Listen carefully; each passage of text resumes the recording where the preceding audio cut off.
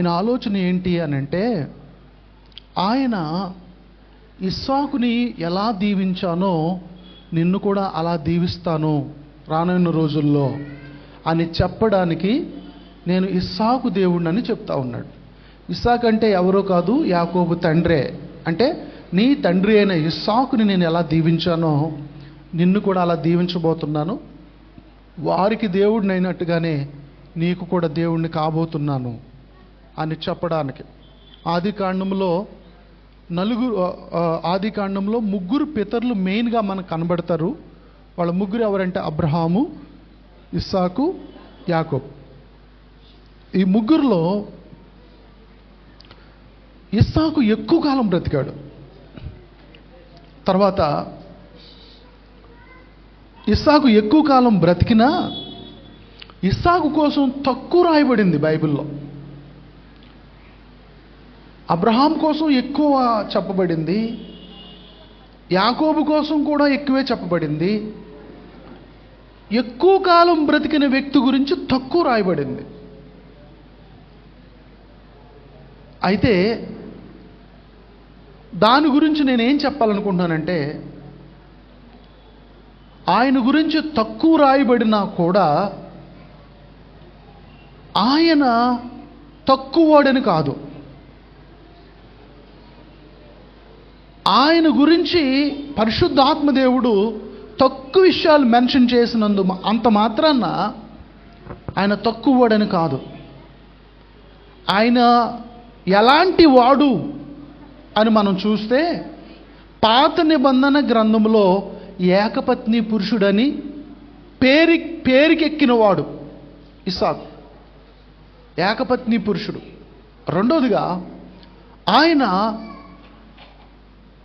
యేసు ప్రభు వారికి ముంగుర్తుగా చెప్పబడినవాడు, నవ్వుపుత్రుడు ఆయన. ఇస్సాకు అంటే అర్థం ఏంటంటే సన్ ఆఫ్ లాఫ్టర్, నవ్వుపుత్రుడు అని అర్థం. అయితే ఆయనను యేసు ప్రభు స్థానంలో చెప్తారు, రిబ్కాని సంఘం స్థానంలో చెప్తారు. అంటే ఇస్సాకు భార్య రిబ్కాని యేసు ప్రభువుకి పోలికగా ఉన్నవాడు ఇస్సాకు. అలాంటి ఇస్సాకు గురించి ఏమండి మనం ఈరోజు మరికొన్ని విషయాలు నేర్చుకోబోతున్నాం.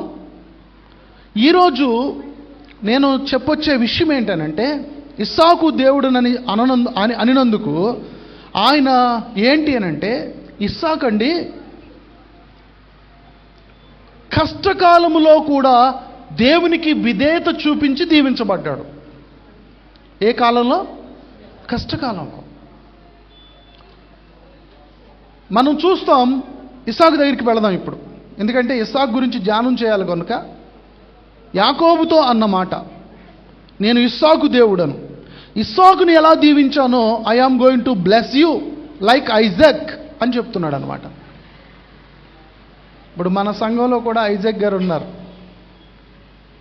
వాళ్ళ నాన్నగారి పేరు కూడా అబ్రహామేనంట. అబ్రహాముకి ఐజాక్ పుట్టారు.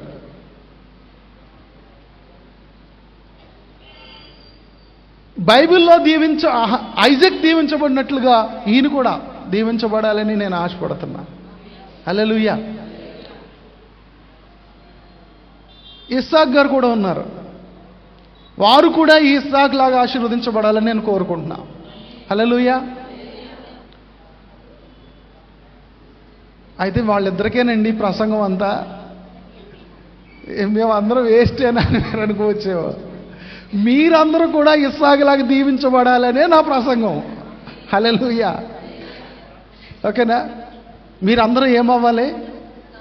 ఇస్సాకులాగా. మీరే కాదు, నేను కూడా. పేర్లు మనం పెట్టుకోకపోవచ్చు, కానీ వారిలాగా బ్రతికితే వారిలాగా దీవించబడతాం. దేవునికి స్తోత్రం కలుగును గాక. మన పేర్లు ఇస్సాకు కాకపోవచ్చు, కానీ ఇస్సాకులాగా బ్రతికితే మనల్ని దేవుడు ఏం చేస్తాడు? ఇస్సాకులాగా దీవిస్తాడు. ఇప్పుడు నేను చెప్పే పాయింట్ ఏంటంటే, ఈరోజు ఇస్సాకు కష్టకాలంలో కూడా దేవునికి విధేయత చూపించాడు. ఆదికాండం 26వ అధ్యాయం ఆదికాండం 26వ అధ్యాయం 1వ వచనం చదువుదాం. అబ్రహాము దినములలో వచ్చిన మొదటి కరువు కాక మరొక కరువు ఆ దేశములో వచ్చెను. అప్పుడు సౌండ్ తగ్గించండి, హమ్మింగ్ వస్తుంది. ఇస్సాకు గెరారులో ఉన్న ఫిలిష్తీయుల రాజు అబీమెలెకు నొద్దకు వెళ్ళెను. అక్కడ యెహోవా అతనికి ప్రత్యక్షమై నీవు ఐగుప్తులోనికి వెళ్ళక, నువ్వు ఐగుప్తులోకి వెళ్ళొద్దయ్యా ఇస్సాకు, నేను నీతో చెప్పు దేశమందు నివసించుము. నేను ఏ దేశంలో ఉండమని చెప్తానో ఆ దేశంలో నివాసం చేయమని చెప్పారు దేవుడు. ఆ దేశం ఏంటంటే గెరారు. గెరారు అంటే అర్థం ఏంటంటే నీటి కుండలు అని అర్థం. ఏం కుండలు? నీటి కుండలు. నీటి కుండలు అంటే ఏంటంటే, మనము ఆత్మీయంగా చెప్పుకోవాలనుకుంటే ఆ ప్రాంతము నీరు ద్వారా దీవించబడిన ప్రాంతం అయినప్పటికీ కూడా ఏమండి, ఆ దేశం అంతా కూడా కరువు ఉంది. ఆ దేశం అంతా ఏముంది చెప్పండి? కరువు. జీవ జల నది అయిన యేసు ప్రభు దగ్గర మనం ఉంటే దేశమంతా ఒట్టిపోయినా మన ఇంట్లో ఒట్టిపోదాం. హల్లెలూయా. దేశమంతా ఎండిపోయినా మనం ఎండిపోం. దేశమంతా కరువుతో క్షీణించిపోయినా మనం క్షీణించం. జీవ జల నది అయిన యేసయ్య దగ్గర మనం ఉంటే. ఆ థాట్ నేను మీ దగ్గరికి తీసుకురావాలని ఆశపడుతున్నాను ఈరోజు. విధేయత, ఒబీడియన్స్. మనందరికీ తెలుసు, obedience is better than sacrifice. బలులు అర్పించుట కంటే మాట వినుట శ్రేష్టం. తెలుగులో ఉన్నమాట. ఆయన విధేయత చూపాడు. అబ్రహాముకి విధేయత చూపడం అనేది క్రొత్త కాదు. చిన్ననాటి నుండి విధేయుడిగానే బ్రతికాడు. తండ్రికి అబ్రహాముకి ఇస్సాకు విధేయత చూపించాడు. దేవునికి స్తోత్రం కలుగును గాక. విధేయత చూపుడు ద్వారా అబ్రహాము ఆశీర్వదించబడ్డాడు. తన కుమారుడికి ఇస్సాకు కూడా విధేయత చూపడం నేర్పించాడు అబ్రహాం. దేవునికి మహిమ కలుగును గాక. అర్థమవుతుందండి నా మాటలు? మనము పెద్దలుగా దేవునికి విధేయత చూపడం నేర్చుకోవాలి. మన పిల్లలకి దేవునికి విధేయత చూపడం నేర్పించాలి. ఎఫెసీ పత్రిక 6వ అధ్యాయం 1వ వచనంలో ఒక మాట ఉంటుంది కదండి. పిల్లలారా, ప్రభునందు మీ తల్లిదండ్రులకు విధేయులై ఉండుడి, ఇది ధర్మమే. అంటే విధేయత అనేది ధర్మం, అధర్మం కాదు, అది ధర్మం. మొదటిగా నేను చెప్పేది ఏంటంటే, ఇస్సాకు తన తండ్రికి విధేయత చూపించాడు. కష్టకాలంలో కూడా. అప్పుడు కూడా కష్టకాలమే. ఏంటి ఆ కాలం? ఇస్సాకు కాళ్ళు చేతులు కట్టి అబ్రహాము బలిపీఠం మీద పండుకోబెట్టి పదునైన కత్తి పట్టుకుని ఆయన పేకు ఖండించేయడానికి సిద్ధపడ్డాడు అబ్రహాం. అప్పుడు ఏం చేశాడు ఇస్సాకు? ఏం చేశాడు చెప్పండి? విధేయత చూపాడా, అవిధేయత చూపాడా? మేము బైబిల్ కాలేజీలో చదువుకుంటున్నప్పుడు అండి, నేటి ఐజక్ అని ఒక నాటిక వేశారు. నేటి ఐజక్ అంటే టుడేస్ ఐజక్. ఒకవేళ అబ్రహాము ఇస్సాకుని బలర్పించిన ఆ సిచ్యువేషన్ ఈ రోజుల్లో కానీ జరిగితే ఇప్పుడు ఐజక్ ఎలా ఉండేవాడో చూపించారు వాళ్ళు, మా ఫ్రెండ్స్. ఇస్సాకు బలిపీఠం దగ్గరికి, మోరియా పర్వతం దగ్గరికి ఇద్దరు వెళ్ళారు. తల్లిదండ్రులు, తండ్రి కొడుకులు వెళ్ళారు. వెళ్ళిన తర్వాత ఏమండి, అబ్రహాము తాడు తీసుకుని ఇస్సాకు కాళ్ళు చేతులు కట్టబోతున్నాడు. వాళ్ళు చూపించిన స్కిట్ చెప్తున్నాను మీకు. ఇప్పుడు ఇస్సాకు ఏం చేశాడంటే, నన్ను కట్టి నన్ను బలిస్తావా నువ్వు అని చెప్పి ఇస్సాకు అబ్రహాముని కట్టేశాడు. అంటే నేటి తరం ఎలా ఉంటారన్నమాట. ఎవరిని కట్టేశాడు? తండ్రిని కట్టేశాడు. తండ్రిని కట్టేసి ఏమండి తండ్రిని ఆ యొక్క బలిపీఠం మీద పండుకోబెట్టేశాడు. అప్పుడేమో కట్టెలు కదండి, మండడానికి కట్టెలు కదా. ఇప్పుడు వాళ్ళు ఏం చేశారంటే గ్యాస్ తీసుకొచ్చారు. ఏం తీసుకొచ్చారు? గ్యాస్ సిలిండర్ తీసుకొచ్చి ఆ కట్టెల్ని మండించడానికి గ్యాస్ ఆన్ చేసి అండి అది వెలిగించబోతున్నాడు. ఎవరు? ఇస్సాకు. అంటే నేటి ఇస్సాకులు ఇలా ఉంటారు, కానీ నాటి ఇస్సాకు ఎలా ఉన్నాడు? విధేయత చూపించాడు దేవునికి. దేవునికి స్తోత్రం కలుగును గాక. దేవునికి విధేయత చూపాడు, తన తండ్రికి కూడా ఏం చూపాడు? విధేయత చూపించాడు. ఈరోజు నా యొక్క ప్రసంగ అంశం ఏంటంటే ఫ్రూట్స్ ఆఫ్ ద ఒబీడియన్స్, విధేయత యొక్క ఫలములు. మన విధేయత చూపితే మనకి ఏ ఆశీర్వాదాలు వస్తాయి, ఏ ఫలములు మనకు లభిస్తాయి, ఏ దీవెనలు మనకు లభిస్తాయి. ఒక 3 పాయింట్స్ చెప్పి నేను ముగిస్తా. ఇస్సాకు విధేయత చూపాడు కదా, ఆయనకి ఏ విధమైన ఆశీర్వాదాలు వచ్చినాయి? తండ్రికి విధేయత చూపాడు, పరలోకపు తండ్రికి కూడా విధేయత చూపాడు. బలి అర్పించడానికి అబ్రహాము సిద్ధపడుతున్నా అబ్రహాముకి ఎదురు చెప్పలేదు. అబ్రహాముని అడ్డుకోలేదు, అబ్రహాముని బలి అర్పించలేదు. అప్పుడు ఇస్సాకు యవ్వన వయసులో ఉన్నాడు, అబ్రహాము వృద్ధాప్యంలో ఉన్నాడు. వాస్తవానికి చెప్పుకుంటే ఇస్సాకుని బంధించడం కంటే ఇస్సాకు అబ్రహాముని బంధించడం తేలిక ఆ టైంలో. ఎందుకంటే ఆయన వృద్ధుడు, ఈయన యవ్వనస్తుడు. అర్థమైందండి?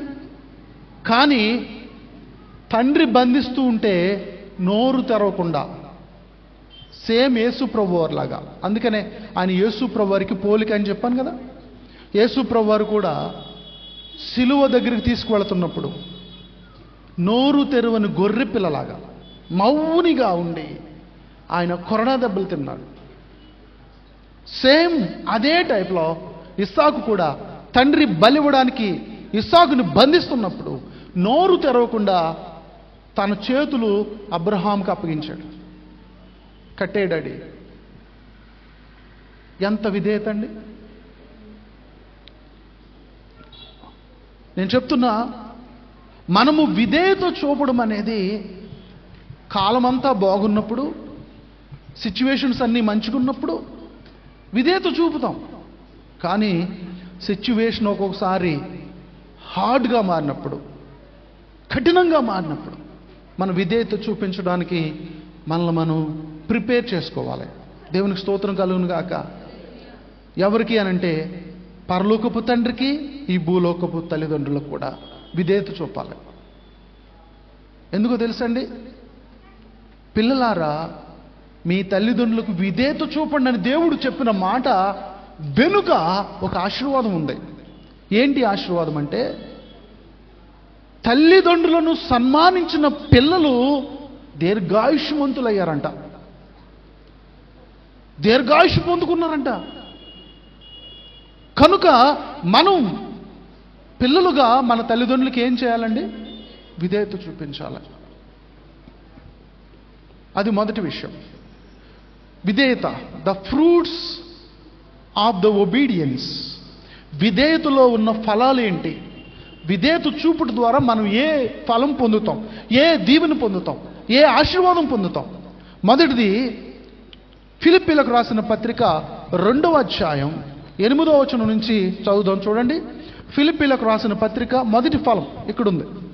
ఫిలిప్పీలకు రాసిన పత్రిక 2వ అధ్యాయం 8వ వచనం. మరియు ఆయన ఆకారమందు మనుషుడిగా కనబడి, ఆయన ఆకారమందు మనుషుడుగా కనబడి మరణము పొందునంతగా అనగా సిలువ మరణం పొందునంతగా విధేయత. చూసారా ఏమొచ్చింది అక్కడ? విధేయత. ఎవరికి విధేయత చూపించారు ఆయన? తండ్రి అయిన దేవునికి. ఎవరు చూపించారు ఇక్కడ? యేసు ప్రభుల వారు. యేసు ప్రభుల వారు తండ్రికి విధేయత చూపించాడంటండి.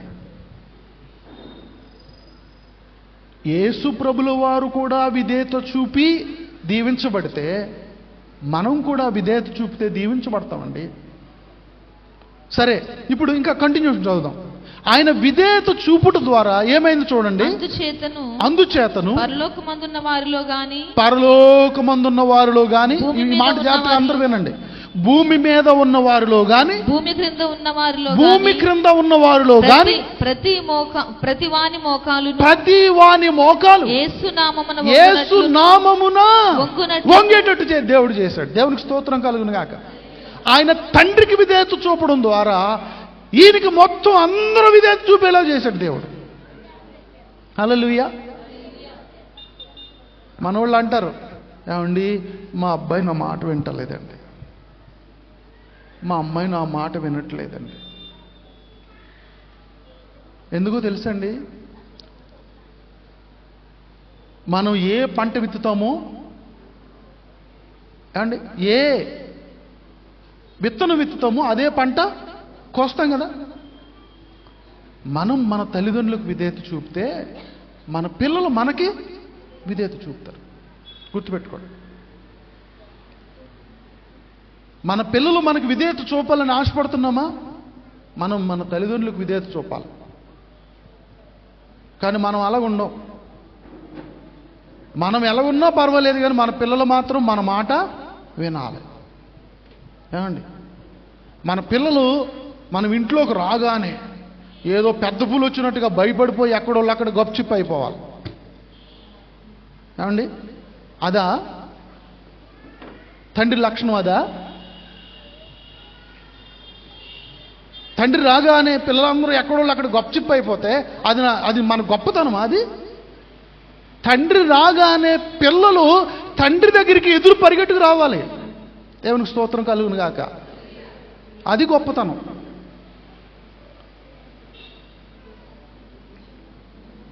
నేను ఇంట్లో ఉన్నా కూడా మీకేం అర్థం అవ్వట్లేదా, నేను ఇంట్లో ఉన్నానని మీకు తెలియట్లేదా అని ఏదో పెద్ద పెద్ద డైలాగులు వాడినా వేస్ట్.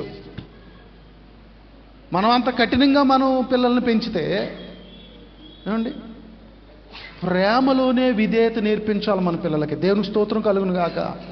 దేంట్లోనండి? ప్రేమలోనే విధేయత నేర్పించడం గొప్పతనం. అది కోపంతో విధేయత కొన్ని టైమ్స్లో వస్తుందంటండి. ఒకటి ప్రేమతో విధేయత చూపించే అవకాశం ఉంటుందంట, కోపముతో విధేయత చూపించే అవకాశం ఉంటుందంట. దేనితోనండి? కోపంతో కూడా విధేయత చూపించే అవకాశం ఉంటుందంట. కాబట్టి మన పిల్లలు కోపముతో విధేయత చూపేటట్టుగా మనం మార్చుకోకూడదు, ప్రేమలోనే విధేయత చూపేటట్టుగా మార్చుకోవాలి. సరే, ఇక్కడ మనం అర్థం చేసుకోవాల్సిన విషయం ఏంటంటే, యేసు ప్రభుల వారు తండ్రికి విధేయత చూపించారు కాబట్టి ఆయన ఇప్పుడు చదవండి 11వ వచనం వరకు చదవాలి. ఆయనకి అందరూ లోబడేటట్టు చేశాడు దేవుడు. ప్రతి వాని నాలుక తండ్రి అయిన దేవుని మహిమార్థమై యేసుక్రీస్తు ప్రభువని ఒప్పుకొనున్నట్లును. అంటే ప్రతి వాని నాలుక ఏమని పలుకుతుందంట? యేసు నువ్వే ప్రభు, you are lord, you are lord. Lord అంటే అర్థం తెలుసా? ప్రభు. ప్రభు అంటే పరిపాలించేవాడు. నీవే మా అధికారివి అంటే దాని అర్థం ఏంటంటే అందరూ మోకాళ్ళు ఆయన దగ్గర వంగిని, అందరూ నాలుకలు ఆయనను ప్రభు అని ఒప్పుకున్నాయి. దేవునికి స్తోత్రం కలుగును గాక. ఆయన తండ్రికి విధేయత చూపడం ద్వారా మిగిలిన వాళ్ళందరూ ఆయనకి విధేయత చూపేటట్టు అయిపోయింది. మనం అన్ని విషయాల్లో ఎక్కడ చక్కబరుచుకోవాలో తెలుసండి. మనల్ని మనం తండ్రి దగ్గర చక్కబరుచుకోవాలి, దేవుని దగ్గర చక్కబరుచుకోవాలి. అక్కడ చక్కబరుచుకుంటే ఇక్కడ అన్నీ చక్కబడతాయి. అక్కడ సరిలేకపోతే ఇక్కడ అన్నీ సరుండవు. ఇంకా చదవండి, కిందకి వెళదాం. దేవుడు ఆయనను అధికముగా హెచ్చించి ఆయనను అధికముగా హెచ్చించాడంటండి. ఎవరిని? యేసు ప్రభుల వారిని అధికముగా హెచ్చించాడు. మీరు అధికముగా హెచ్చించబడాలని ఆశపడుతున్నారా? తండ్రికి విధేయత చూపాలి. మిమ్మల్ని మీరు హెచ్చించుకోకూడదు. మిమ్మల్ని మీరు హెచ్చించుకోకూడదు. ఒక పాస్టర్ గారిని వేదిక మీదకి పిలవలేదంటండి. వేదిక మీదకి పిలవకపోతే ఆ కార్యక్రమాన్ని నడిపిస్తున్న పాస్టర్ గారి దగ్గరికి వెళ్ళి, వాళ్ళిద్దరూ చాలా క్లోజ్ అనమాట. ఆ పాస్టర్ గారి దగ్గరికి వెళ్ళి, ఈ పాస్టర్ గారు అంటే వేదిక మీదకి పిలవబడని పాస్టర్ గారు, నన్ను ఎందుకు పిలవలేదు, అందరిని పిలిచావు, నన్ను ఎందుకు పిలవలేదని బ్రతిమలాడితే, ఎవరు బాబు నిన్ను కూడా పిలుస్తాను ఆగు అని చెప్పి ఆయన కూడా పిలిచాడంట లాస్ట్కి. ఇప్పుడు మనకు మనం హెచ్చించుకుంటూ వేదిక మీదకి మనల్ని పిలిపించుకునే అవకాశం ఉంది. కానీ బైబిల్ అది చెప్తుందా? బైబిల్ ఏం చెప్తుంది? మీరు వెనకాల కూర్చోండి. మీరు వెనకాల కూర్చున్నప్పుడు వాళ్ళు మిమ్మల్ని పిలిస్తే అందరి మధ్యలో లేచి మీరు నడుచుకుంటూ వెళ్తారు, చూసారా? ఆ ఘనత వేరు అని చెప్తున్నాడు ఆయన. హల్లెలూయా. అదే మీరు ముందే నన్ను పిలువు అని ముందుగానే అక్కడికి వెళ్ళిపోయి వేదిక మీద కూర్చుంటే నువ్వు తగ్గించబడతావు. ఏమవుతావు చెప్తున్నాను, నిజంగా జరిగిన విషయం ఇది. ఇప్పుడు నన్నెందుకు పిలవలేదని అడిగాడు కదా పాస్టర్ గారు. ఇక పిలుస్తానని చెప్పి పిలిచాడు కదా ఆయన. పిలిచిన తర్వాత ఈ వేదిక మీదకి వచ్చిన తర్వాత ఈయన అనుకున్నాడు, నేను కూడా వేదిక ఎక్కాను అని సాటిస్ఫై అయ్యాడు పాపం. కానీ మీకు తెలుసా, ఆ రోజు మీటింగ్ అంతట్లో మాట్లాడిన వాళ్ళందరూ కూడా ఆయన అవమానపరిచారు. రకరకాల మాటలతో ఆయన్ని సిగ్గుపరిచే మాటలు మాట్లాడేవారు వీళ్ళు. తెలియకుండానే, అంటే సిచ్యువేషన్ అలా మారిపోయింది. ఆయనకి ఎంత అవమానం జరిగిందంటే అంత అవమానం జరిగింది. వాక్యం అక్షరాల నెరవేరుతుందండి. నేను అక్కడ కళ్ళారా చూశాను కాబట్టి నేను చెప్తున్నాను, అబద్ధాలు చెప్పట్లేదు. అక్షరాల్లో నెరవేరుతుంది. ఏంటి అనంటే, తనను తాను తగ్గించుకునేవాడు ఏమవుతాడు? మనమే ఎక్కాలి, మనమే హెచ్చించుకోవాలని అనుకుంటే మనకి తెలియకుండానే, ఎదుటివారు కూడా తెలియకుండానే దేవుడు మనల్ని తగ్గిస్తూ ఉంటాడు. దేవుడు మనల్ని అవమానపరుస్తూ ఉంటాడు. కనుక వద్దు, అలాంటి హెచ్చింపులు మనకొద్దు. యేసు ప్రభువారు అయితే శిలువ మరణము పొందినంతగా తండ్రికి విధేయత చూపించి తనను తాను తగ్గించుకున్నాడు. కాబట్టి తండ్రి ఏం చేశాడు తెలుసా? లోకమంతా ఆయన దగ్గరికి వచ్చి మోకరించేటట్టు చేశారు. ఆయనే ప్రభువు అని ఒప్పుకునేటట్టు చేశారు. అది అలా జరిగితే తండ్రికి ఘనతంట. ఏది జరిగితే? యేసు ప్రభువే ప్రభు అంటే తండ్రికి మహిమంట. ఎలా ముడేశాడో చూసారు ఆయన. యేసు ప్రభు అని పలికితే ఆయనకి మహిమ వచ్చేలాగా ఉంటుందంట. అక్కడ ముడేశాడు ఆయన. అయితే అక్కడి నుంచి మనం కిందకి వెళదాం. అక్కడితో అయిపోలేదు. దేవుడు ఆయనను అధికముగా హెచ్చించారు. ప్రతి నామమునకు పైనామం ఆయనకు అనుగ్రహించాడు. దేవునికి స్తోత్రం కలుగును గాక. ఏమండి చూసారా, మనం పాడతాం కదా, అన్ని నామముల కన్నా పైనామము యేసుని నామము, ఎన్ని తరములకైనా ఘనపరచదగిన క్రీస్తేసు నామము. అన్ని నామముల కన్నా పైనామము యేసుని నామము, ఎన్ని తరములకైనా ఘనపరచదగిన క్రీస్తేసు నామము. యేసు నామము జయం జయము, సాతాను శక్తులు లయం లయము. యేసు నామము జయం జయము, సాతాను శక్తులు లయం లయము.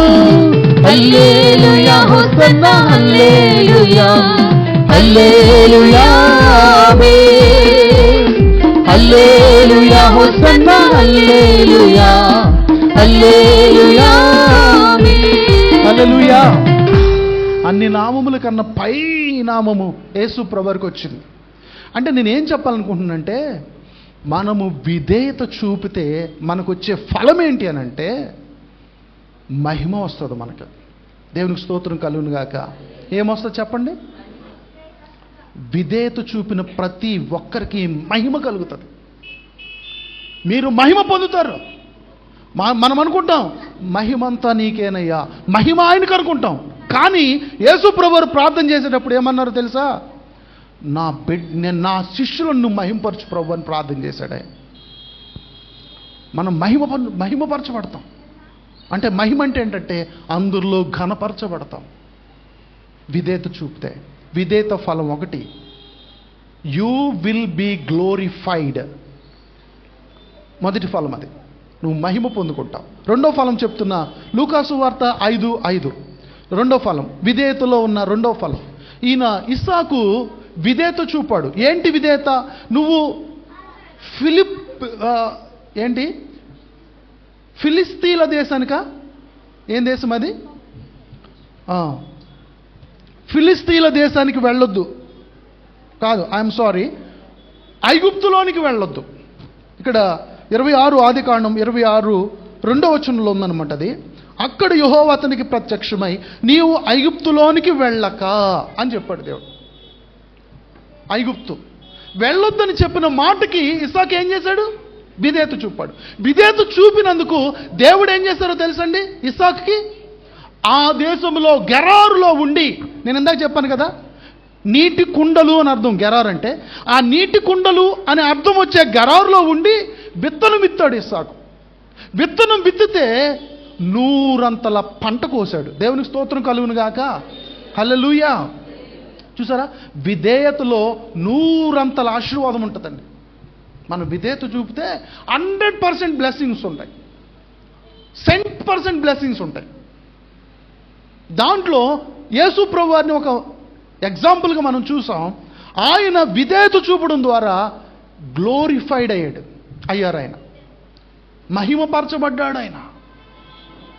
రెండవది లూకా 5:5 మనము చూడొచ్చు, పేతురు ఉంటాడు అక్కడ.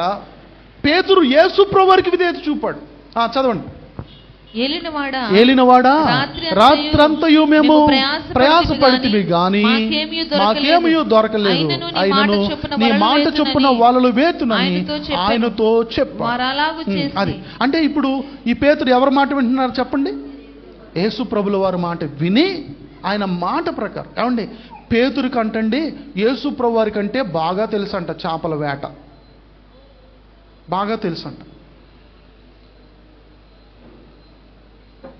ఇప్పుడు నేను చెప్తున్నా, బాగా తెలిసినవాడు రాత్రంతా వేటాడినా ఒక్క చేప పట్టలేదు.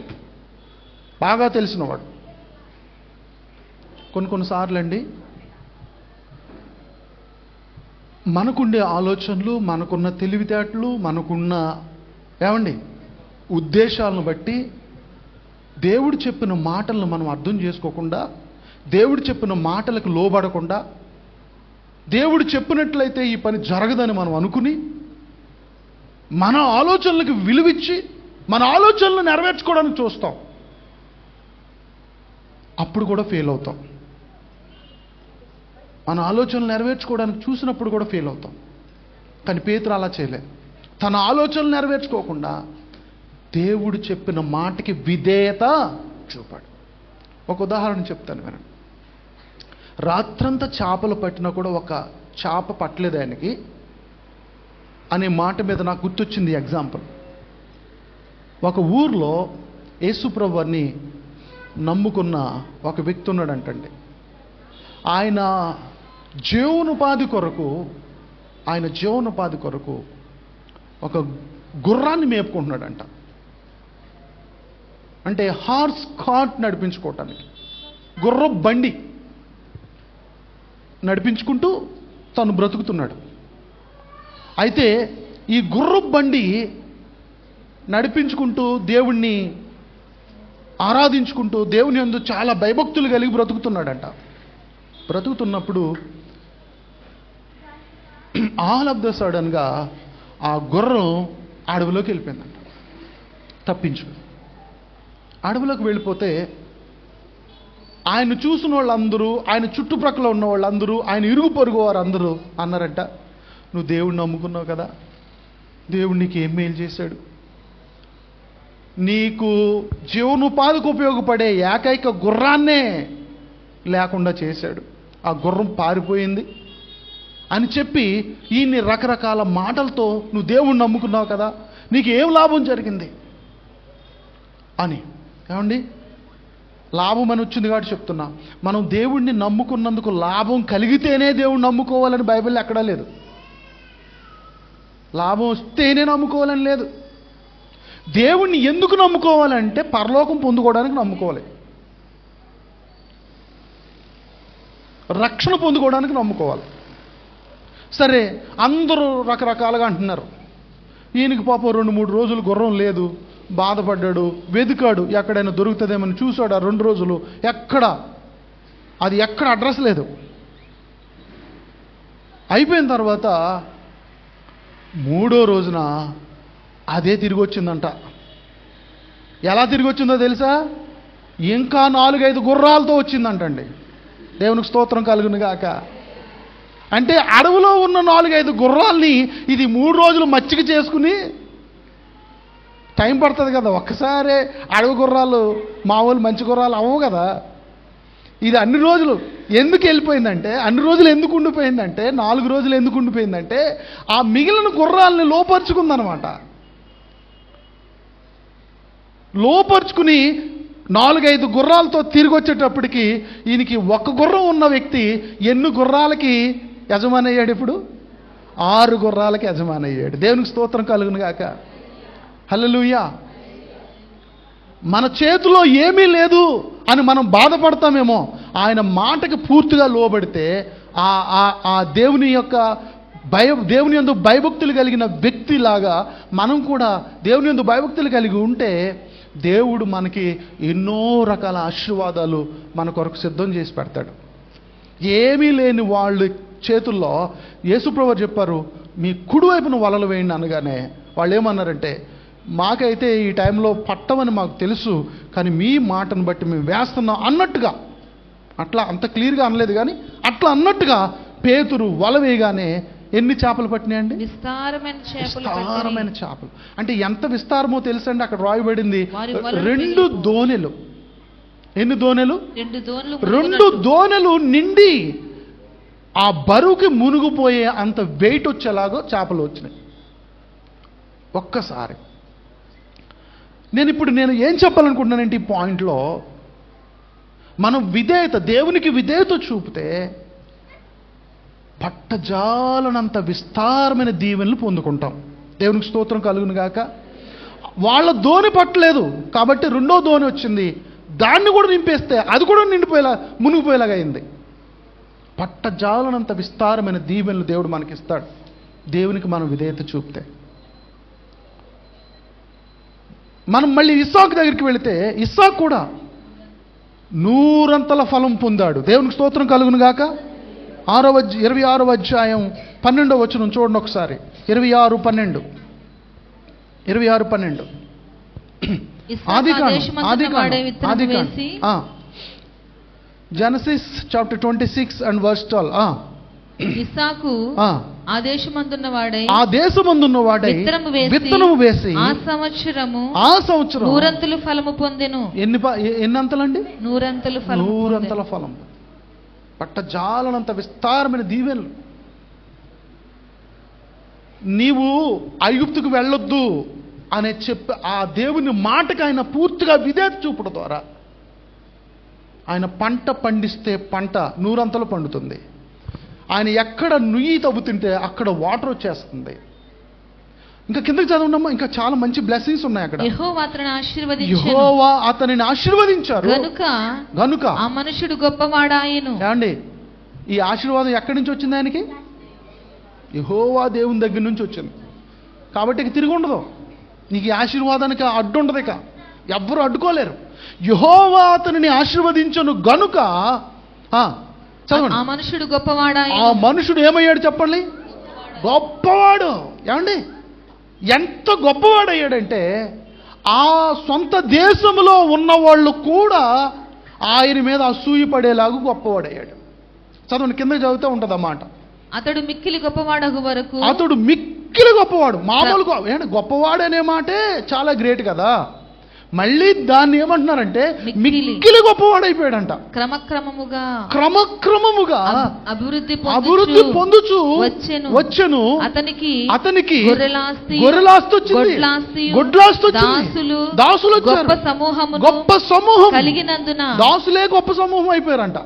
ఫిలిస్తీయులు అతని యందు అసూయపడిరి. ఫిలిస్తీయులు ఏమయ్యారు చెప్పండి? అంటే అప్పుడు ఫిలిస్తీ దేశంలో ఉంటున్నాడు ఇస్సాకు. ఐగుప్తు దేశానికి వెళ్ళొద్దంటే ఫిలిస్తీ దేశంలో ఆగాడు. ఆ ఫిలిస్తీయులు అంటే ఆ వాళ్ళ సొంత దేశంలో ఉన్న వాళ్ళకి అసూయ వచ్చిందంట. ఈయన పరాయి దేశం నుంచి వచ్చి మనల్ని మించిపోతున్నాడని. అంటే నేనేం చెప్పాలనుకుంటున్నానంటే, మనం విధేయత చూపితే దేవుని మాటకి చూసే వాళ్ళందరూ అసూయ పడేలాగా దేవుడు మనల్ని దీవిస్తాడు. హల్లెలూయా. పట్టజాలనంత విస్తారమైన దీవెనలు ఇస్తాడు. తర్వాత 3వ పాయింట్ కూడా చెప్పేసి నేను ముగిస్తా. ఇర్మియా గ్రంథం 7:23 చూడండి. ఇర్మియా గ్రంథం 7వ అధ్యాయం 23వ వచనం. 7:23 అండి. జెర్మియా ఏదనగా 7:23. నా మాటలు మీరు అంగీకరించిన ఎడల నేను మీకు దేవుడినయ్యుందును. నేను మీకు దేవుడిని అంగీకరించడం అంటే విధేయత చూపడం అని. మీరు నాకు జనులై ఉంటారు. మీకు క్షేమము కలుగునట్లు నేను మీకు ఆజ్ఞాపించుచున్న మార్గమంతటి యందు మీరు నడుచుకొనుడి. అంటే విధేయత చూపండి. ఇదేంటంటే ఇక్కడ నేనేం చెప్పాలనుకుంటున్నానంటే, విధేయత చూపిన వారికి గాడ్స్ ఫేవర్ ఉంటుంది, దేవుని యొక్క దయ ఉంటుంది. విధేయత ఎవరైతే చూపుతారో వాళ్ళకి దయ ఉంటుంది.